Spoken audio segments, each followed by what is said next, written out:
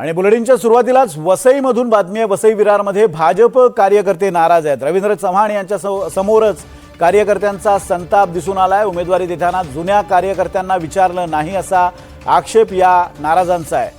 चाळ माफिया आणि पक्षात नव्यानं आलेल्यांना तिकीट दिली असाही या नाराजांचा सूर आहे। भाजपच्या निष्ठावंत कार्यकर्त्यांनी हे आरोप केले आहेत। भाजप प्रदेशाध्यक्ष रवींद्र चव्हाण यांच्या समोर भाजपच्या ज्येष्ठ निष्ठावान कार्यकर्त्यांनी हा संताप व्यक्त केला आहे। तिकीट वाटपात जुन्या निष्ठावान कार्यकर्त्यांना विचारात घेतलं नाही। चाळ माफिया आणि पक्षात नव्यानं आलेल्यांना तिकीट विकल्याचा आरोप या कार्यकर्त्यांनी केला आहे। अरे विकले गेले तुम्ही 45 वर्ष आम्ही 80 सालापासून काम करतो।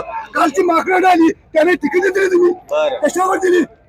आम्ही जुचंद्रची आम्ही राहणारी झेंडा घेण्याची हिंमत नव्हती कोणाची। झेंडा कोणी घेत नव्हता खांद्यावर। त्यावेळी निशिकांत म्हात्रे, अरुण पाटील, केदारनाथ म्हात्रे, कैलास म्हात्रे या लोकांनी झेंडा घेतले। आज आमची ही परिस्थिती आहे। 75 वर्षांना आज 80 ज्यावेळी पहिले रामभाऊ इथे उभे राहिले, रामभाऊच्या काळापासून आज कार्यकर्ता आज माझं वय 70 झालं। वयाच्या 25 वर्षापासून भारतीय जनता पार्टी नाचवतोय आणि हे तुकडे खाऊन आणि आम्हाला जो आमदार मिळाला हा सावत्र आमदार मिळाला। आमदार आमचा जो कशाचा होता सावत्र आमदार मिळाला म्हणून आमची परिस्थिती झाली। आम्हाला वसईचा आमदार आमची नाव काय आम्हाला दुबे मिळाली त्याच्यामुळे आमचं आयुष्य बरबाद केलं। आणि या संदर्भात बोलण्यासाठी आपले प्रतिनिधी मनोज सातवी आपल्या सोबत आहेत। आपण थेट जाऊयात। मनोज, या सगळ्या नाराजांचा किंवा निष्ठावंतांचा हा रोष आहे, प्रदेशाध्यक्षांच्या समोर त्यांनी हा रोष व्यक्त केला आहे। आता काय प्रतिक्रिया आहे भाजपच्या स्थानिक राजकीय वर्तुळात?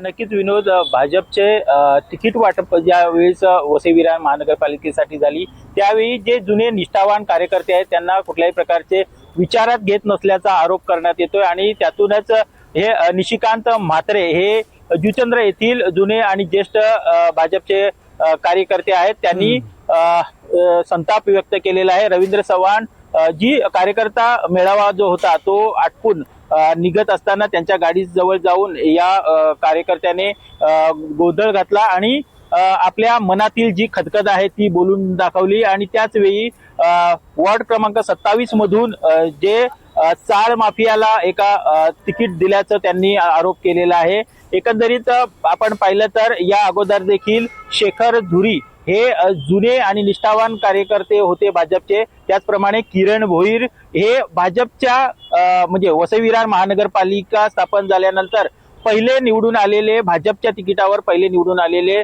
नगरसेवक होते, त्यांना देखील तिकीट नाकारलं। अशा प्रकारच्या ज्या भाजपच्या जुने आणि निष्ठावान कार्यकर्ते होते त्यांना डावळून नुकताच पक्षात महिनाभरापूर्वी किंवा आता पक्षात प्रवेश केलेल्यांना, बहुजन विकास आघाडीतून आलेल्यांना तिकीट दिली आणि त्यामुळं भाजपचे जे जुने निष्ठावान कार्यकर्ते आहेत त्यांच्या मध्ये संताप आहे, तीव्र भावना आहेत आणि ह्याच भावना हा उद्रेक हा बाहेर पडताना आपल्याला पाहायला मिळतोय। एकंदरीत या संदर्भात जे खदखद आहे ती कुठेतरी थांबवण्यासाठी पूनम महाजन यांच्याकडे हा वसई विरारचा प्रभारी म्हणून त्यांची नेमणूक करण्यात आलेली आहे आणि त्याच संदर्भात आज कार्यकर्त्यांना आणि जे जुने कोणी नाराज असतील त्यांचा जो समजूत काढण्यासाठी रवींद्र चव्हाण वसईमध्ये आलेले होते। मात्र सभा संपल्यानंतर हा जो प्रकार आहे तो समोर आलेला आहे। त्यामुळं आता भाजप यावेळी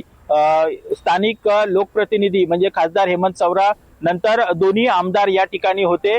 त्यामुळं आता काही वेळापूर्वी घडलेल्या या घटनेनंतर भाजपचे वरिष्ठ किंवा जे लोकप्रतिनिधी आहेत ते या संपूर्ण प्रकरणी कोणती भूमिका घेतात हे पाहणं महत्त्वाचं ठरणार आहे। अगदी मनोज, धन्यवाद दिलेल्या अपडेट्स बद्दल। आपण बघतोय की भाजपमधून एक मोठ्या प्रमाणावर नाराजीची लाट दिसून येते आणि आता कशा पद्धतीने ही नाराजीची लाट हाताळली जाणार आहे पक्ष नेतृत्वाकडून ते पाहणं महत्त्वाचं असेल।